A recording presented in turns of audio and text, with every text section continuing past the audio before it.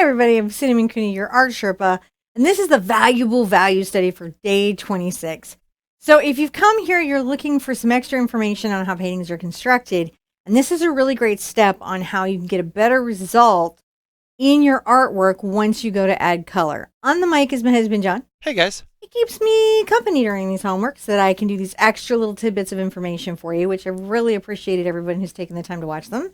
And I think I'm ready to just jump on in. Are you? Okay, yeah. All right. Let's go. So here I have the printout that I provide to you up in the upper corner. If you want to do these, and you can just print these out. I've been using the Strathmore texture paper in my printer. It's been working really, really well. It's not something I had used before, but now that I have used it, I've decided I really like it. The first thing that you're going to notice about this when you see this reference photo is look at how dark it is. It's a very dark beginning. So there's quite a lot of deep values, almost black to near black. And so we're going to start with a very, very dark gray. And I think I'm going to paint the whole background in this very, very dark, nearly black gray. Ooh, it is very dark. Yeah. I'm just going to start here and just try to work the piece from there. I can always lift, but I'm just trying to capture because it's just darker than you think. It's so crazy dark. It is crazy dark. So it's going to be really about a couple of things. The fact that the values lighten up through here so you can even see the pier. A slightly lighter gray here. But it'll be a much darker piece than you think. And then with these pops of colors. And I've done this sort of nighttime Ferris wheel thing before. There was a weird challenge I did when I was new on YouTube with my mom about being able to do a fast painting, which neither one of us was fast enough. Yeah. I think we both just got distracted, got chatting, forgot what we were doing.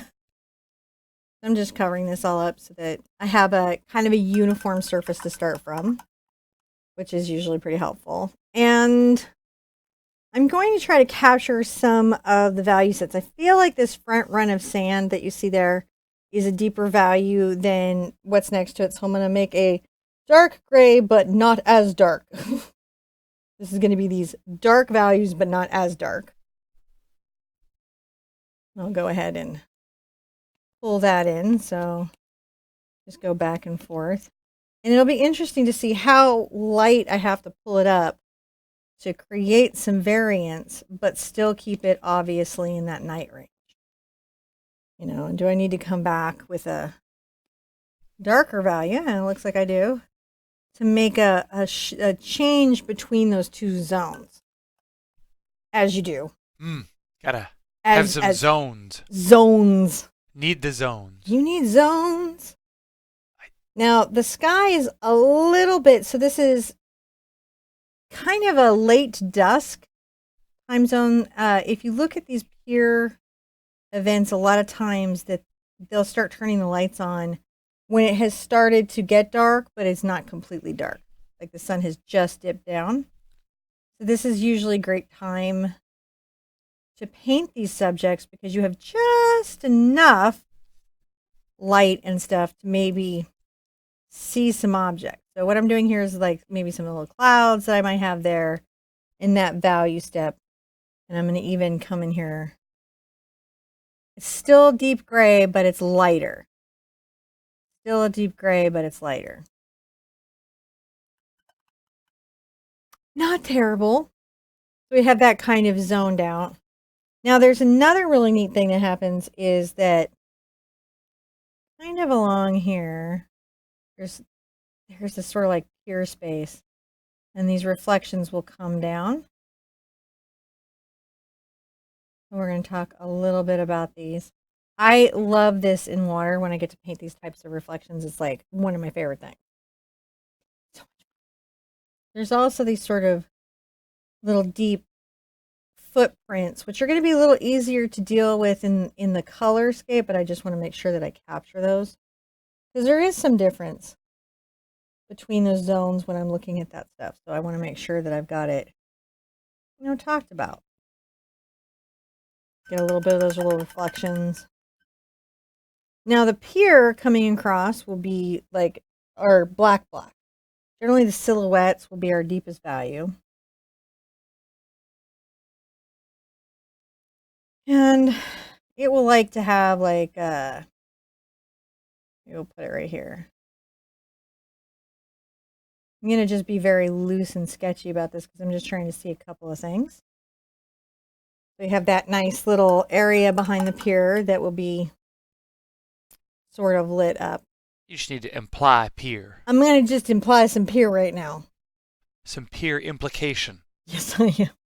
And then you've got the wheel, which is really going to show, and it's going to be quite bright. I like the wheel. I do too. I like these little light up wheels at night. They have a lot going on. Mm-hmm. And then here in the water, we're going to have some real highlights. And if you're wondering what's water and what's sand, the water will have reflections and sand will not. Yeah. Unless it's super wet and packed down. But this sand is not. So add that there so you can kind of see that reflection. And then generally along the pier, there'll be a little run of lights. There's even some right here that will come behind this piece and catch us up. And you'll have a few little reflections that are happening here and there. But you'll have to make sure that what they're reflecting on is like there's something there that's giving those reflections. Oh.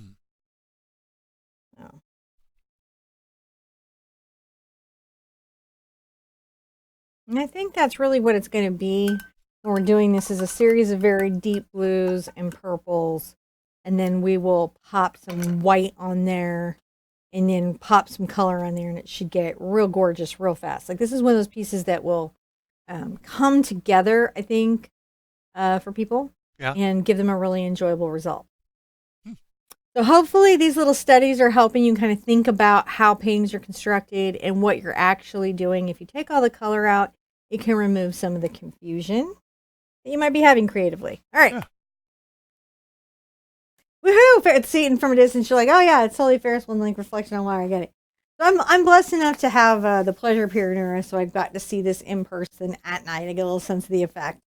But even if you can't, you can observe a bunch of references online and you'll get a sense that these are pretty much very similar in their construction across the board.